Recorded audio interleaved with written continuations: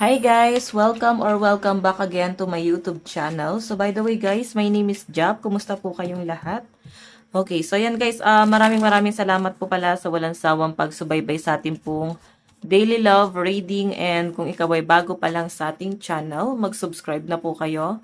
Then, i-click mo na rin yung ating notification bell para lagi kang updated sa ating mga bagong upload. Okay, so guys, sa mga interested naman sa ating private reading, nasa description box below lang po yung link ng aking Facebook. Message lang po kayo. So, remind ka lang kayo guys huwag pa rin tayo masyadong pakakampante ngayong araw kasi naka-post shadow pa tayo ng retrograde, no? Parang, kumbaga sa lindol, naka-aftershock pa tayo guys. Okay? So, relax pa rin tayo guys sa emosyon natin, sa mga bibitawan nating salita, mga desisyon, and minsan kasi mas matindi yun. So, ingat na lang guys. Iba pa rin yung apekto sa atin nun. So, by the way, balik tayo sa topic. Tignan natin kung kanina ba tong love reading. Baka kasi yung iba sa inyo, maguluhan pa rin. Bakit parang tapos na yung retrograde? Bakit parang ang dami pa rin stress, no? Pero yun nga, nakaano pa kasi guys, nakaposyado. Hanggang April 9 pa yan. Okay? So, by the way, tignan natin. Kanina ba tong love reading? Okay. Wait lang guys. Okay. Tignan natin.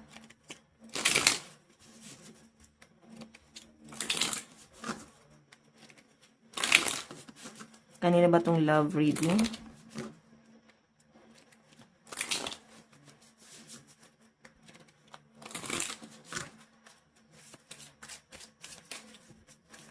Kanina ba tong love reading, spirit guide?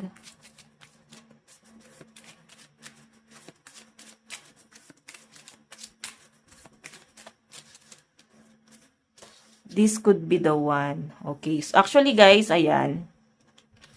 Sabi dito, you've already met the romantic partner you seek. So, yun nga, pwedeng na-meet mo na, pero may pagda-doubt pa rin dito, guys.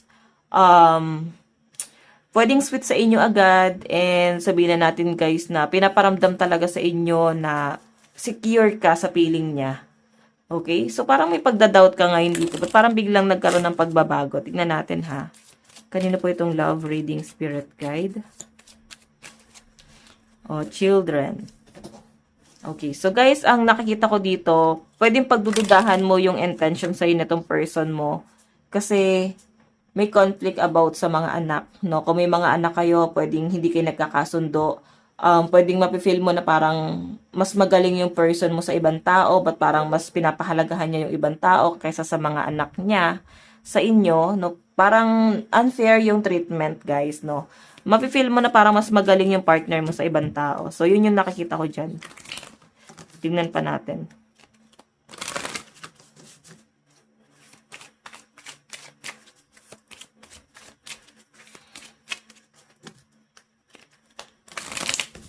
Okay, so, alam nyo guys, feeling ko dito, parang pagdating sa mga nakaibang usapan na to,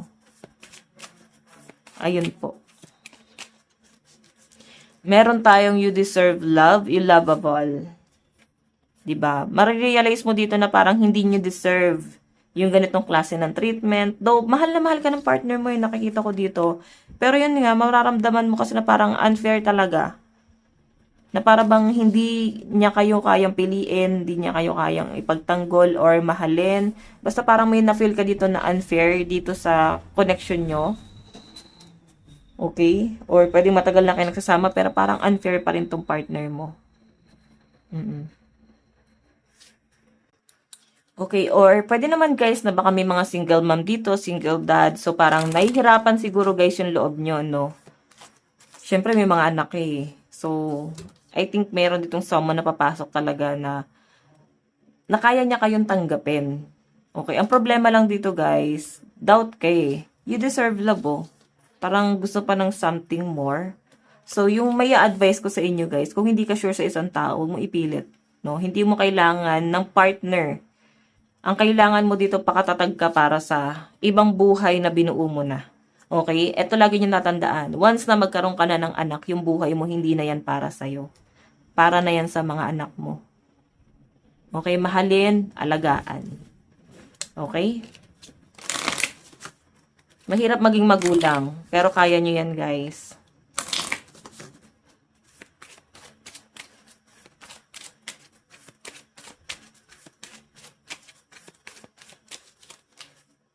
Oh. So, reconciliation. May babalik eh. Siguro father or mother ng anak mo. Gusto niya daw, guys, na maayos ulit. Pwedeng ang kunin niya loob dito yung anak niyo eh. Kukunin niya yung loob nitong mga to. Sabihin niya na, okay. Pero guys, kasi yung sama ng loob eh. Okay, hindi na maalis sa inyo yung parang sama ng loob na dinulot niya o ibinigay niya sa inyo. Okay? So, again, pag-isipan mo mabuti ha, kung makikipagbalikan ka pa ba sa taong to, kung deserve mo pa ba. Una sa lahat, na kaya niya nga kayong iwan. Lalo na kung mahal mo yung mga anak mo, na kaya niya kayong iwan, iitchapwera, tapos parang babalik, or baka ganun na lang yung scenario niya, para na lang siyang mushroom. Susulpot, lulubog, lilitaw. Okay, tignan pa natin.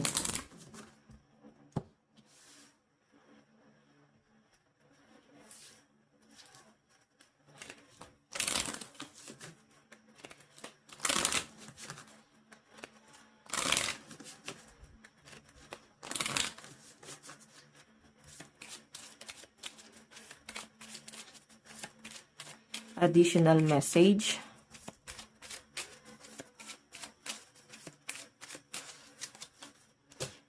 Okay, love yourself first. Diba? Mahalin mo muna yung sarili mo kung talagang hindi ka sure. Pwede kasi guys, bumabalik na sa inyo ngayon eh. Okay, mahirap kasi guys na tumanggap ulit ng ng person na parang kukwestiyonin mo eh, totoo ba talagang mahal kayo? Or baka dahil wala na lang siyang choice? Okay, yung ginagawa niya na to siguro para na lang din siguro talaga sa sarili niya. So, maraming tatakbo sa isip mo talaga. So, by the way, tignan pa natin. Additional message. Ayan, di na natin guys binuksan yung kandila. Hindi ko na binuksan kasi ubos na ata siya. Hindi na kaya. Okay, check ko guys ha. Wait lang po. Okay, so ayan. So, tignan pa natin guys.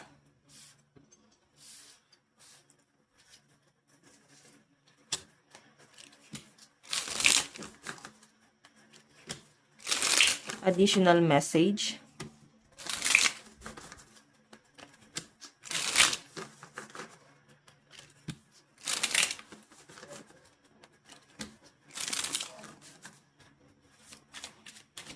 Kanina po itong love reading spirit guide.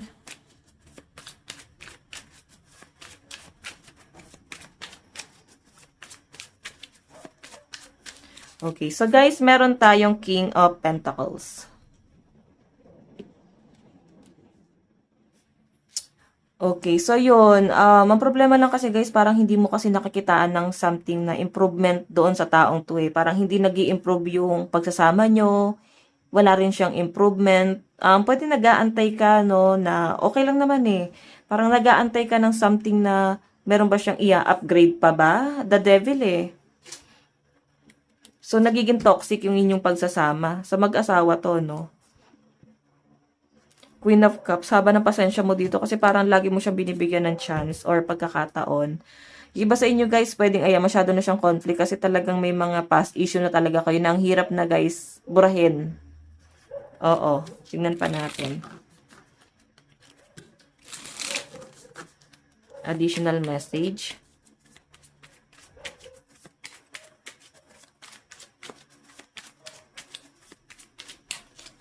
Meron tayong Queen of Swords. Okay. So, ang problema dito guys, hindi niya may alis yung bisyo niya. Mabisyo tong partner mo, no? Cheating, may mga bisyo pa siya na inom, yosi, or kung ano pa yung bisyo niya. Pero yung malinaw dito guys, ayan. Pwede may mga cheating issue. Nang bababae siya, nang lalaki siya. So, parang feeling niya kasi kulang, may kulang sa'yo.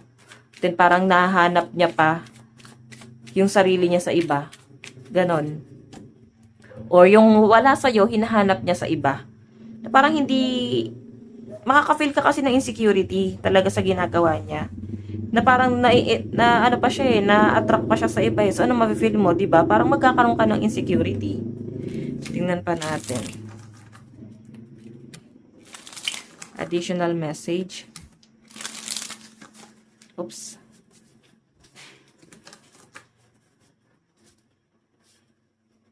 Additional message. Kanina po itong love reading.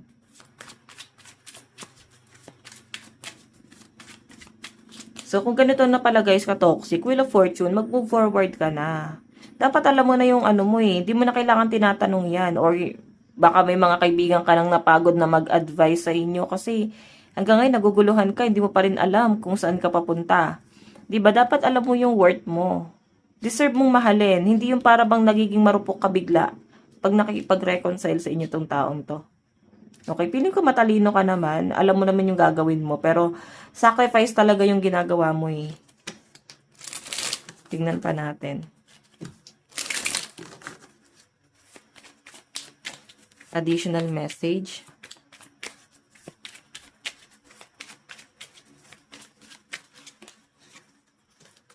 Knight of Swords.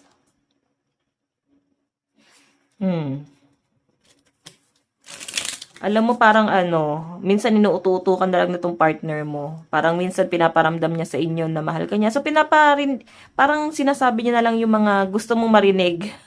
Like, mahal ka, mag-i-stay ka, pero hindi mo naman nakikita sa action niya eh.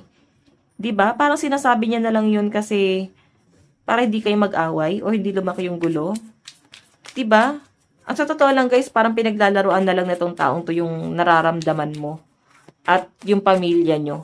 Yung ginagawa niya ngayon, para na lang talaga yan sa sarili niya. Isipin nyo na lang, guys. Nakikita ko namang mahal ka niya dito ngayon eh. Pero ito na nga mga issue na to. Mahirap nang burahin sa isip mo yan. Moving forward ka dito. So, I think unti-unti ka na lang talagang mafo-fall out of love dito sa taong to. Okay, meron tayong 10 of Swords. So, grabe yung sakit na naranasan mo dito. Sobra-sobra to, guys. So, parang grabe na yung pagtitiis at pagtsatsaga mo dito sa relasyon na to. Dito sa pagsasamang to, guys. Ayan o, 10 of Swords eh. So, pwedeng nandun na yung pangungutya ng family, ng mga friends. Hindi po parang wala ka ng mukhang maiharap sa kahihiyan na ginagawa ng partner mo. So, guys, parang isipin mo na lang, ito ka. Ito ka sa gitna o durog na durog, tas ito yung mga nasa paligid mo. Okay, nakakalungkot, nakakaiyak. Parang wala kang kakampi. Kahit yung partner mo mismo kalaban mo. Hindi mo siya magawang maging kakampi dito. Kaya I think magkakaroon ka ng matinding realization dito. Sa totoo lang. Tignan natin. Additional message.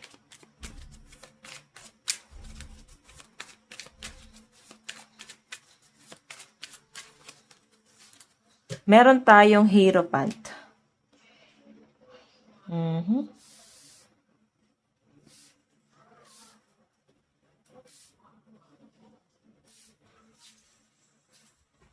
So, ito kasi guys, pag-iisipan eh. I think merong magbibigay sa inyo guys ng guidance. May mag-a-advise sa inyo na matindi-tindi. And I think magkakaroon ka ng matinding realization dito. Okay, or baka si God to, na parang God, bigyan mo ko ng sign, Lord, or kung ano man yung relihiyon mo. Universe, bigyan mo ko ng sign. I think mga ganong scenario. Maganda rin naman yan guys, kausapin nyo sila. So, pwedeng ibigay niya talaga sa inyo guys yung sign. Bigay niya talaga sa inyo guys yung mga katanungan. Kasagutan sa mga tanong mo. Na ikaw mismo pag-iisipin niya eh. So, ano ba? Mag-i-stay ka ba? Ipagpapatuloy mo pa ba yung buhay? Meron pa bang mas magandang mangyayari? So, I think meron eh. Tignan pa natin. Okay. Kanina po itong love reading, additional message, spirit guide. Additional message.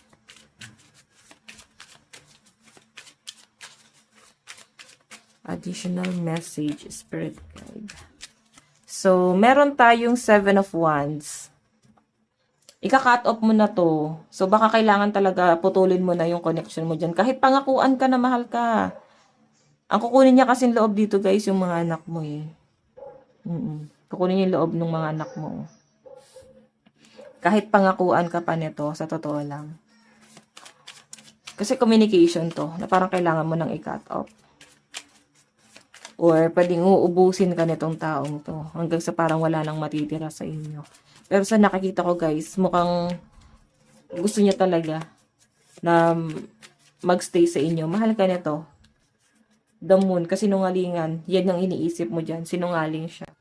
So yun, parang lahat ng sasabihin niya guys, parang mahirap na para sa side mo na paniwalaan. Ayun, magiging sigurista ka na eh. Unless ibigay niya talaga yung assurance na yon. Okay? Bigay mo yung assurance or patunayan mo. So, siguraduhin mo ha. Pwede kasi magbago yung isip mo dito.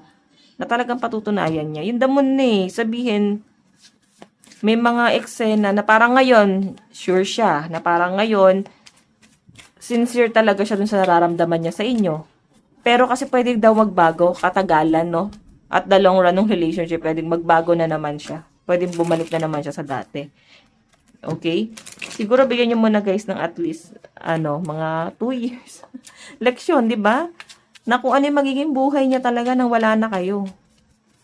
Ano yung mangyayari sa kanya nang wala na kayo. Tignan pa natin.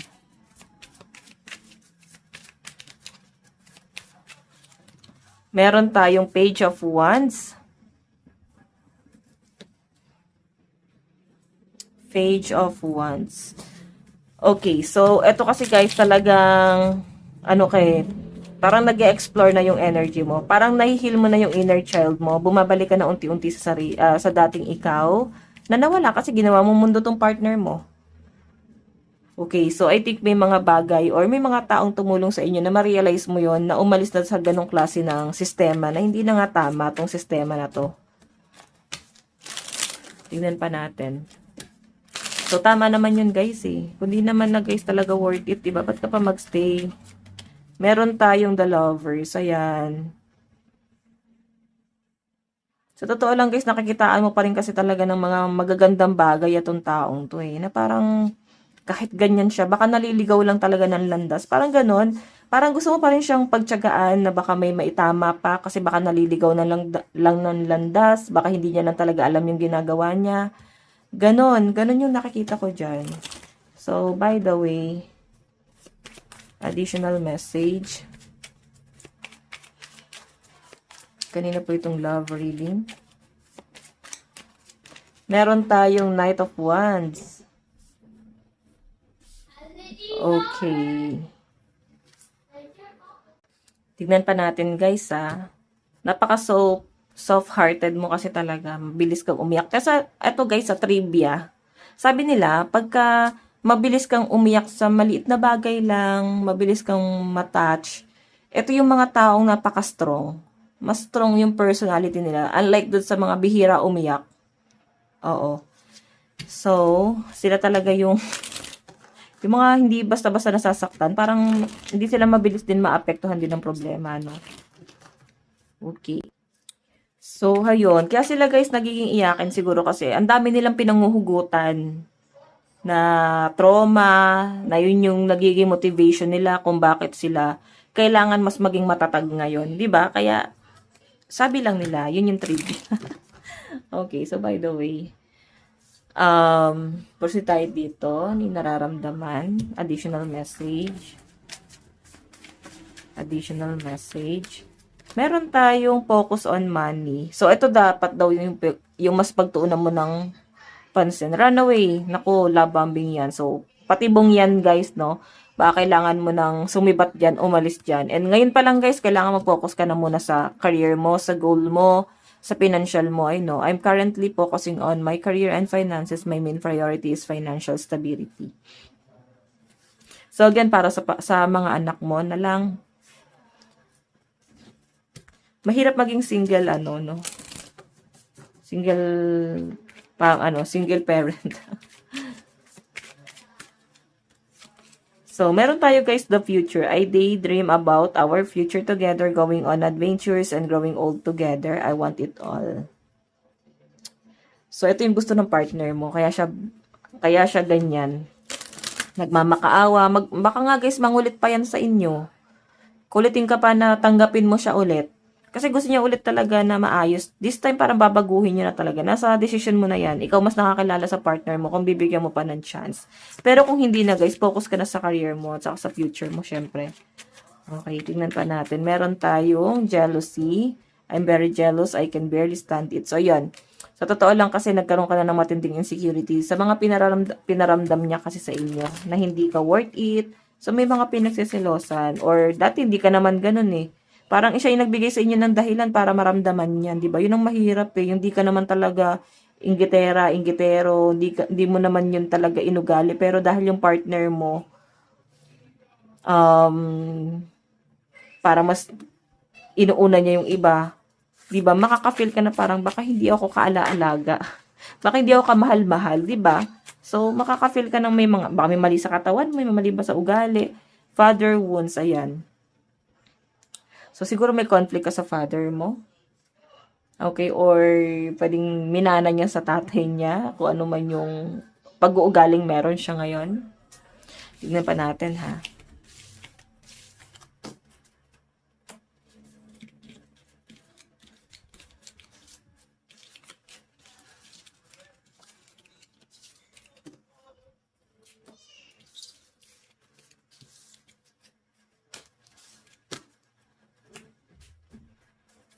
Okay. Tignan natin. Ano yung nararamdaman ng person mo sa'yo ngayon? Nararamdaman ng person mo sa'yo ngayon. Mahina atang signal eh. Ace of Cups. Okay. Mahal ka nitong taong to. Kung ano man yung mga naging pagkakamali niya sa inyo, guys. Napakatindi nun.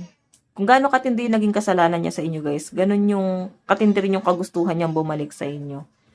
Para bang ano ba, hindi ka ba tao? Para hindi masaktan? Tinanggalan ka na ba ng emosyon? Diba? Tignan pa natin. Seven of Pentacles, so, gusto niya talaga, guys, mag-effort. As in, mag-e-effort talaga tong partner mo. Nako. Tignan mo na lang kung ano yung pagbabago niya, diba? So, yung iba sa inyo, guys, kasi pwedeng nagsasama pa rin eh. And gusto mo na talagang umalis dito kasi talagang may mali na.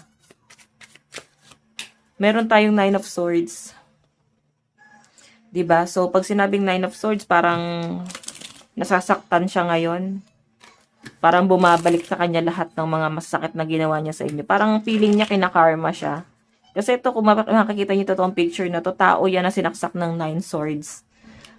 Okay, tas parang iniwan siya ng lahat. Wala nang naniniwala, tas parang maliit na lang talaga yung tingin or basura na lang yung tingin sa kanya ng lahat.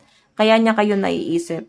Kasi nung panahong basura siya, ikaw yung tumanggap. Ngayon, nung nabubuo na siya, nare-recycle na siya, guys, saka siya umalis. Ngayon ba, never ending cycle yung nangyayari sa kanya. 'Di ba? So, baka may maghalit.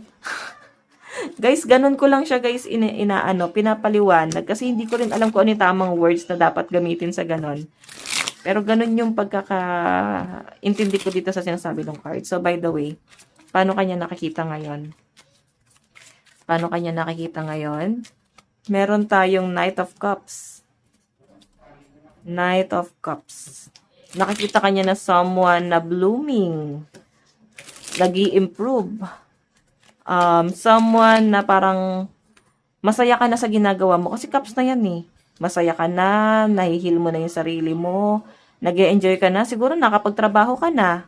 'Di ba? Nakalabas ka na sa mundo niya. And parang may maganda nang nangyayari sa inyo. Na parang hindi ka na naapektuhan sa kanya kasi meron ng mas magandang nangyayari sa inyo ngayon. Okay? Meron tayong Nine of Cups. So, ayan. Nine of Cups, guys, is wish fulfillment ka nitong person mo. As in, wala lang talaga siyang magawa. Kasi nagawa niya na yung mga kasalanan niya eh. Nagawa niya na yun. Hindi niya na kayang baguhin pa. Pero kaya niya, guys, baguhin yung ngayon. Kaya niyang ipakita sa inyo kung gaano kakamahal niya ngayon. So, by the way, tignan pa natin. Additional message. Oh, the world. Kasi naka-reverse na eh. So, nakikita ka niya na someone na hindi na siya yung mundo mo. Oo, na parang naka-recover ka na. Hindi pong nawalan ka na Nawalan ka na ng pagmamahal. Siguro na fall out of love ka na talaga literal dito sa taong to, guys. Okay, so tignan pa natin, ha. Tignan pa natin.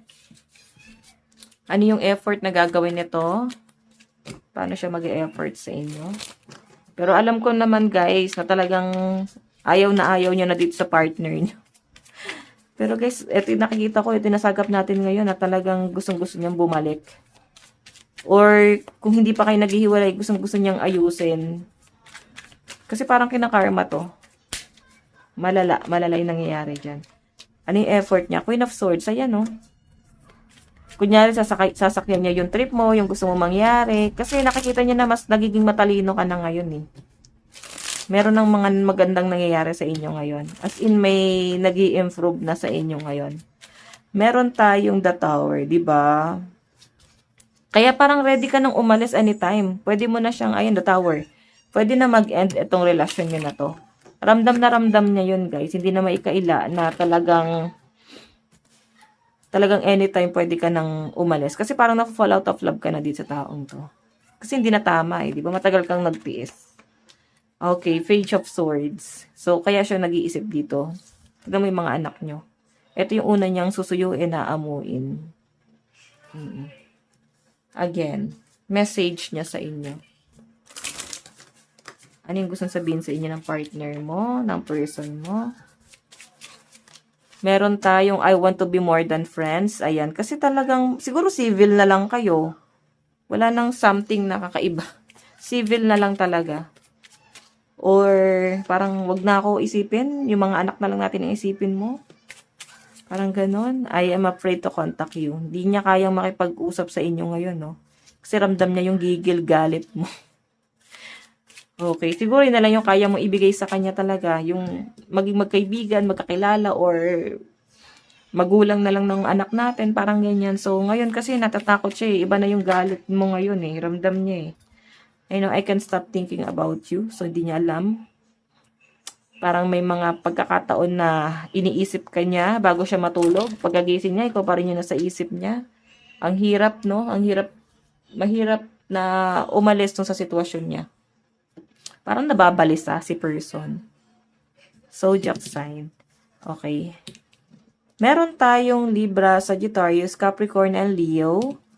Meron tayong Gemini, Cancer, Aquarius, Scorpio, Virgo, and Aries energy. Okay, so yun guys yung mga malalakas na zodiac sign sa side ng person mo. So by the way, dun tayo sa energy mo, no? Ano yung nararamdaman mo sa person mo ngayon? Hierophant. Parang kala mo kung sinong santo. Actually, magaling magsalita yung partner mo, eh. Napapaisip ka bakit ka nahulog dun sa mga ganong klase ng salita. Ayan. What else? Meron tayong Three of Wands. So, nakikita ko dito guys, ano eh. Na parang bakit nag-aantay ka pa ng panahon na may magbabago pa sa kanya. Kasi parang inantay mo talaga eh, na may improvement na mangyayari sa kanya, may pagbabago siyang gagawin sa pagsasama nyo. So, pag nakikita mo siya na ang galing-galing niya sa ibang tao, iling ka, parang hindi na talaga tama. Okay, meron tayong The Hangman. Masyado siyang komplikado. Nilagay ka niya sa conflict. Nilagay ka niya doon sa sitwasyon na hindi mo deserve. Ganon. Ganon yung atake, guys. Totoo naman, guys, hindi mo to deserve. Tingnan natin.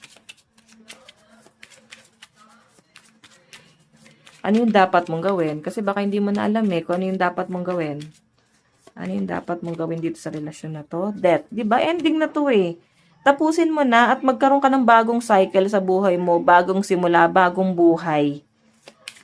Diba? What else? Meron tayong King of Pentacles. Huwag ka matakot. Saka huwag mong idepende yung sarili mo sa mga karelasyon mo or makakarelasyon mo. Pwede ka namang mabuhay ng nag-iisa. Then, antayin mo na lang kung may darating. Diba? Nakakalungkot naman kasi talagang tumandang mag-isa sa totoo. Diba? Pero sa ngayon kasi guys, focus ka muna sa sarili mo. Pero kung kaya mo pa namang ayusin at nakikita mo naman na pwede may pagbabago sa kanya, pwede naman. Bigyan mo ng chance. Madami namang chance eh. Ilan chance na ba yung binibigyan mo tong taon to?